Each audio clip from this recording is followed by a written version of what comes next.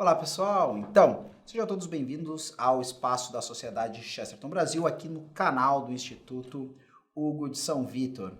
A gente vai falar aqui de um tema no mínimo curioso, certo? A habilidade do Chesterton em utilizar os mais insuspeitados temas, os temas mais inusitados, certo? Para fazer apologia, para fazer defesa da verdade, seja a verdade revelada, seja a verdade, né, da verdade da razão, a verdade natural e assim por diante. Então, antes de começar a falar, você já vai lá, dá o like no vídeo, certo? Se inscreve aqui no nosso canal, você vai estar recebendo conteúdos aí, avisos, né, de que nós estamos publicando, né, novos conteúdos sobre Chesterton, sobre as atividades de cultura clássica e assim por diante, certo? Então, por que eu estou falando disso? Qual é a minha motivação? Há pouco tempo eu gravei um conteúdo para a Sociedade Chesterton Brasil. Se você não é membro, certo, está perdendo a oportunidade. E ali é onde Chesterton, a partir de uma situação inusitada, com uma senhora que não queria se separar do seu animal de estimação, que era nada mais nada menos que um porco, que convivia com ela na mesma casa, certo? Acha ali a oportunidade de falar de uma série de temas interessantes, de temas importantes, certo? Para aquelas pessoas que se interessam pela verdade, tá?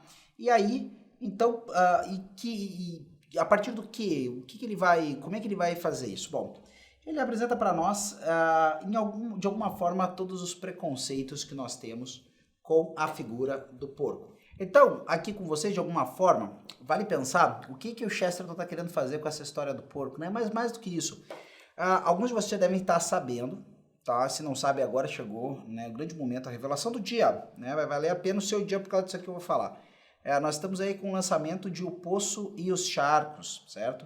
Um livro onde Chesterton amarra, né, todas as suas reflexões sobre apologia. Para quem não sabe, apologia é a defesa da verdade, especialmente da verdade relacionada, né, à fé cristã, mas as mais diversas, né, aspectos da verdade, certo? E nesse livro ele amarra uma série de assuntos ao qual ele tratou ao longo de toda a sua produção, certo?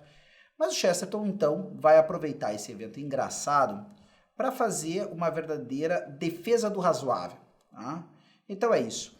E ele chega a tal ponto que ele chega a sugerir que o porco de alguma forma encarnaria, vejam vocês, eu não sei, muitos de nós ficaríamos tristes, amuados, né, talvez até de alguma forma ofendidos, né, com essa comparação, mas o Chesterton chega ao ponto ali de falar, né, que o porco de alguma forma encarna, né, um determinado ethos de uma parte ali na Inglaterra onde eles vivem.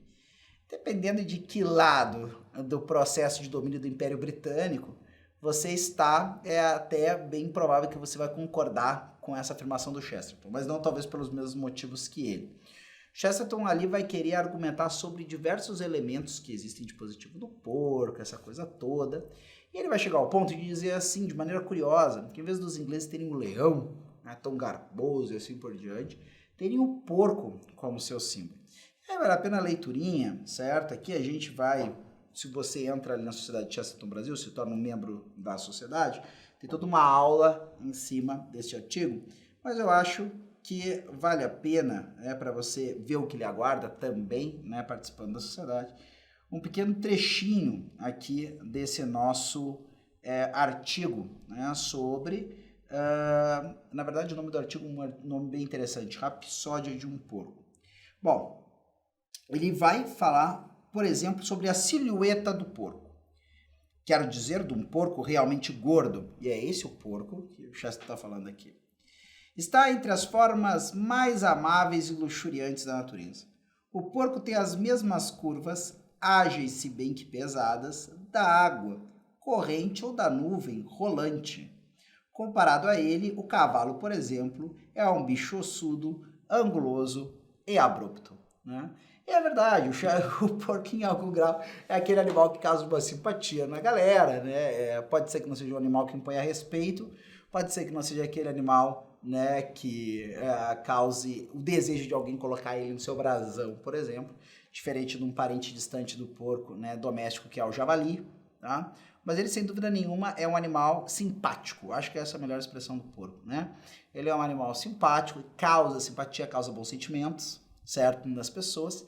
Sentimentos ligados desde o seu formato, né, roliço, que sempre passa aquela ideia de conforto, aquela coisa toda, né?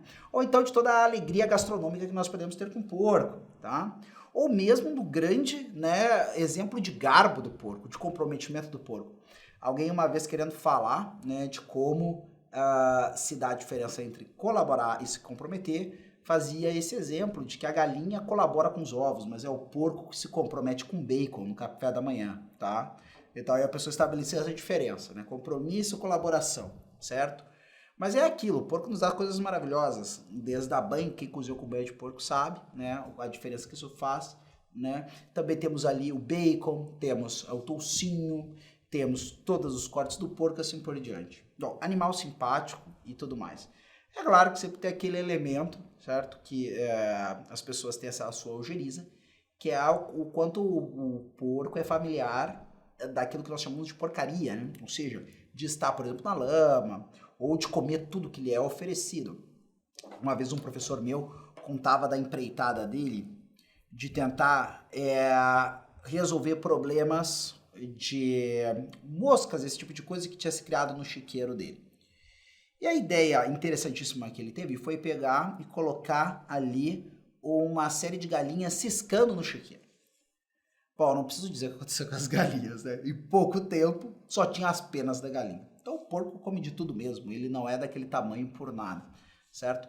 Então é aquela coisa, o porco é animal simpático, tudo mais, causa bons sentimentos, aquelas coisas todas. E o Chesterton vai caminhando com o exemplo desse animal, e por que nós, né, não poderíamos transformar ele, por exemplo, né, em animais de estimação, quem sabe ali se detendo, né, a fazer todas aquelas pequenas coisinhas que a gente faz com os demais animais, né, de estimação, gastar tempo em pet e assim por diante.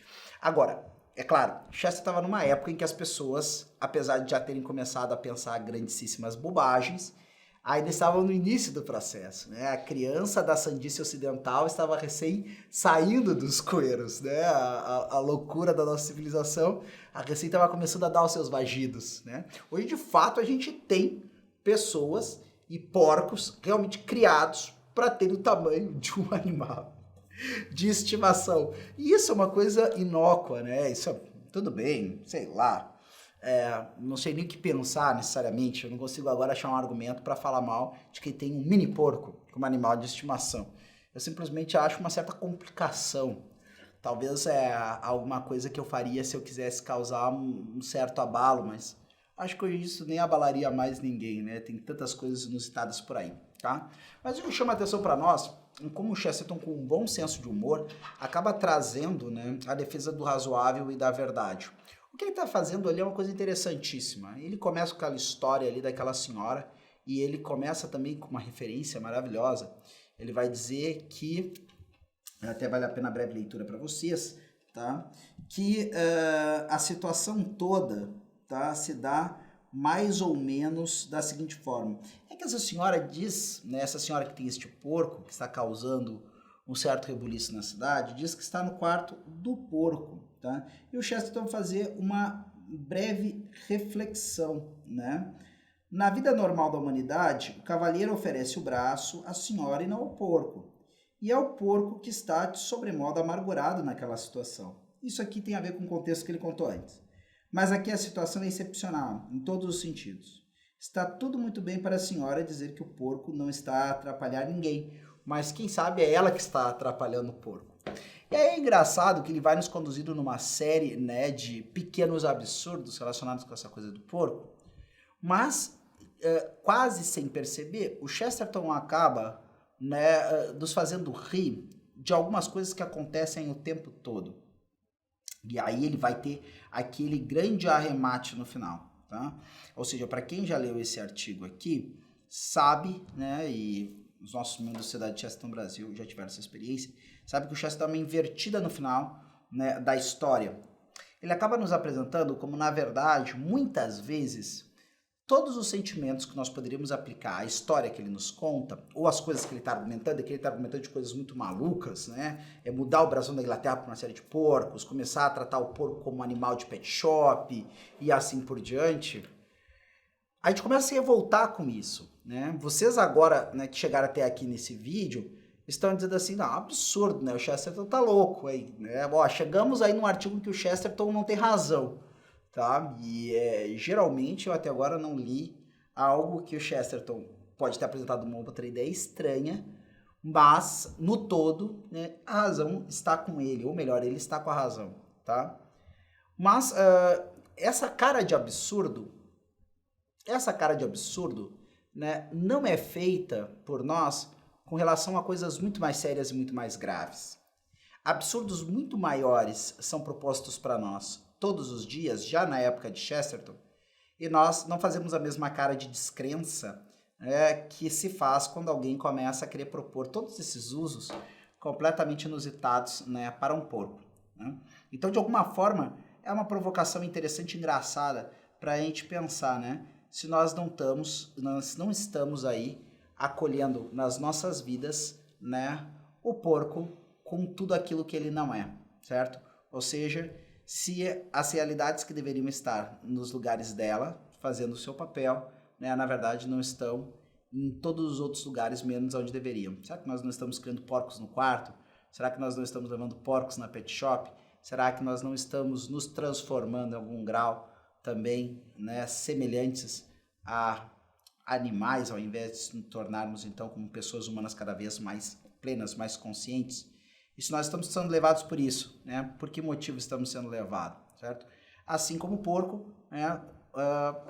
Essa coisa de manada, essa coisa, né, de simplesmente estar ali, comendo, vivendo e estando satisfeito com o que a vida oferece. E eu concluiria dizendo isso, né? Nessa hora a gente vê a maestria de Chesterton, onde através de praticamente uma fábula, ou um conto, ou uma crônica engraçada, ele vai nos tirando da nossa acomodação, nos fazendo rir, para terminar, né, no mínimo, nos fazendo ficar com uma cara séria, reflexiva, né? Quem sabe alguns chegariam a chorar, mas é sempre aquela tristeza que vem com um pouco de risada e com uma esperança renovada, né, de procurar melhorar depois que o grande, né, escritor nos fez pensar. Isso é uma das grandes riquezas de Chesterton, né? Ele nos leva do choro ao riso, mas no final sempre nos faz decidirmos sermos pessoas melhores, certo? Então, convido você a continuar acompanhando aí o nosso conteúdo aqui na página do Instituto Hugo de São Vítor, curtir, né, o vídeo, né, aí também se inscrever aqui no canal, onde você vai estar sempre mais ou menos, né, inteirado, dependendo de quanto você entrar aqui, conferir as coisas, mas vai estar inteirado do que está sendo produzido e sempre tem conteúdo novo aqui. Vá lá na página também da Livraria da Sociedade Chesterton Brasil, estamos aí em tempo, sempre tem uma promoçãozinha, vai ter provavelmente aqui algum botão para você ir lá, conhecer, se informar, sempre tem alguma promoção, algum livro em promoção para você comprar, conhecer o pensamento desse grande autor. Então é isso aí e até a próxima.